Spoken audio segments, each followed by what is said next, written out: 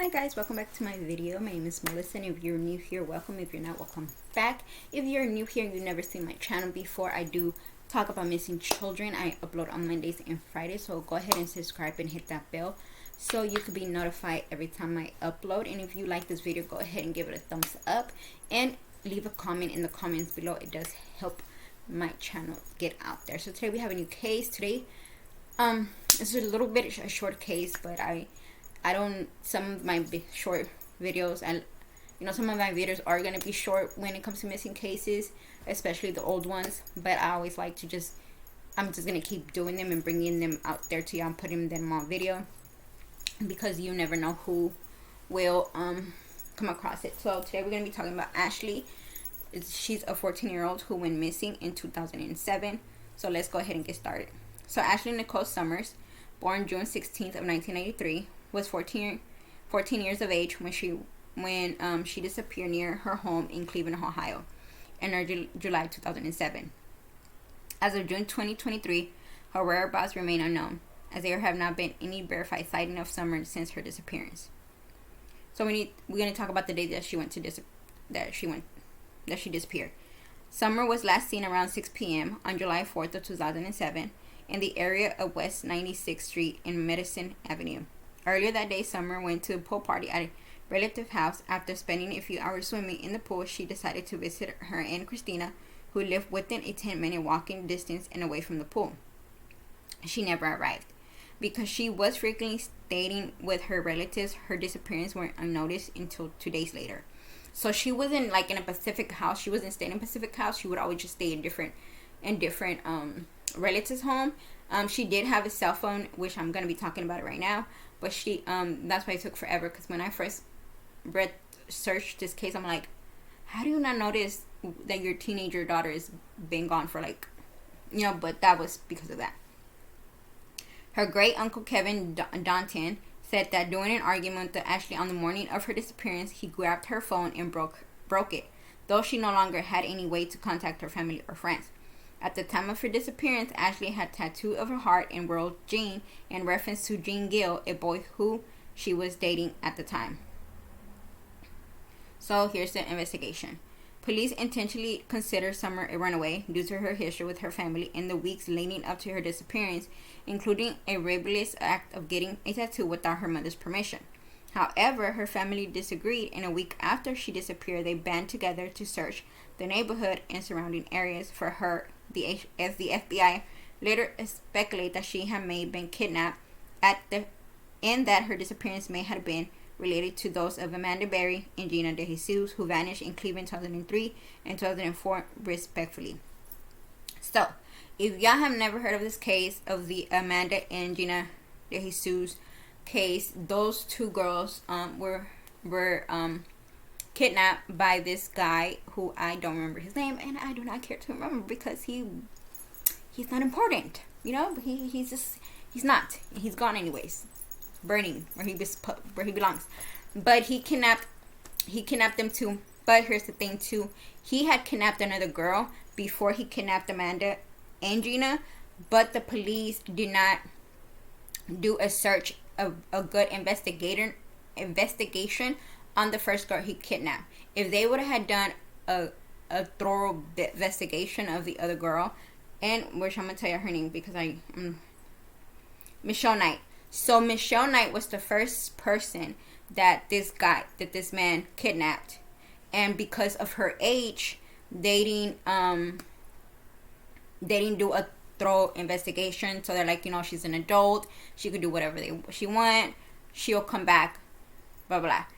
Months after Michelle Knight, Amanda was kidnapped, and Gina, and after that it was Gina. Amanda and Gina, somebody tell me if I'm wrong, were friends with this guy's daughter, so they knew who he was. They never, they knew him from around the neighborhood. In my opinion, this is my opinion, if the detectives would have done a thorough investigation on Michelle Knight's disappearance, Amanda and Gina would have not been kidnapped. That's just my opinion. I know that I'm not the only one that feels the way. I think a lot of people feel that way. But I feel like if they would have done and I don't know what, to be honest, I don't remember. I think Michelle Knight did an interview, and I think she did say that not a lot of her families were looking for her or something like. I don't know. They didn't have, Amanda and Gina had more people looking for them than Michelle Knight. Nobody knew about Michelle Knight until, until Amanda and Gina were finally released, after they were able to release themselves from the house.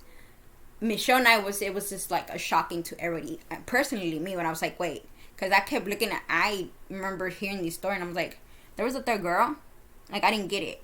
Like, what? And I bet you anything the detectives were like, wait, we're confused. Yeah, y'all confused because y'all didn't pay attention to Michelle's case, because in your heads, Michelle is an adult. Yeah, I understand that, but common sense, if you don't see an adult in 3 days, or more than even 3 days, or even a month, y'all would have been done an investigation a long time ago. And I think that that's one of the biggest mistakes that they made. I think that if they would have thoroughly looked through Michelle Knight disappearance, Amanda and Gina would have not been kidnapped. That's just my opinion. But let's keep going. I just always wanted to talk about this case, because this case right here, that Michelle and Amanda and stuff, it just like, whew. I may want to do a case, even though they're already been found, but let me know what y'all think. Who vanished? Okay, and in May 6, 2013, Amanda Berry and Gina De Jesus were found alive and rescued from a house in Seymour Avenue. Police also found a third captive, Michelle Knight, who'd been missing since 2002. Mind y'all, Amanda went missing in 2003. Gina in 2004, and Amanda in 2012. So Michelle was missing for years, and the detectives did not even see one red flag. Mind you, like I said, I don't know if she had family. I think she did have a son. But I don't remember. But I think she did have a son. Although Barry and De Jesus were well known almost as soon as the disappearance, Knight received very little, if any, attention prior to their rescue, and was absent from the FBI missing person database for most of the time she spent in the house. There was intentionally a speculation that Summers may had also been captive in the house, but no evidence of this was ever found. On July 2013, family and friends of Summers celebrated her 28th birthday by passing out flyers and releasing balloons at West 110th and Lower Avenue. On November 7, 2018, police and the FBI visited Hamlin Avenue, a location that Summers was known to visit. Authorities looked in behind a home in Almden Avenue and uncovered new information and possible times and location at which Summer may have been reported before she disappeared. On August 2007, 1 month after Summer went missing, her family received a phone call from a girl believing to be Summer herself, telling them not to worry, that she was safe. Remind y'all, Summer did not have a cell phone, because her step-uncle said that they had an argument and he broke it. So I don't know. In early 2015, there were rumors that Summer had been spotted at an ATM in Rhode Island. The rumors were dismissed later that year on July 6th of 2015, 2 days after the 18th anniversary of her disappearance, when FBI determined the woman in the picture was not Summer. On December 4th, 2018, Kevin Donna was charged with rape, but has not been named a suspect in Summer's disappearance. On February 25th of 2020, Donna, 55, was sentenced to 35 years in prison on charge of rape and prostitution. Summer was featured in the section of the show Oprah on October 2009, along with her missing people, including Sabrina Hendersburg and Jacob Wetterland, who disappeared in 1998, and in 1999, Wetterland was found dead in 2006.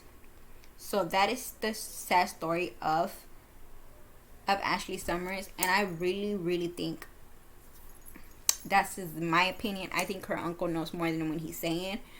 I mean, you had an argument with your niece and you broke her cell phone because he knew that if he would have kept her cell phone on her, she would have probably her body would have been found because of the signal. That's just sorry guys, that's my opinion.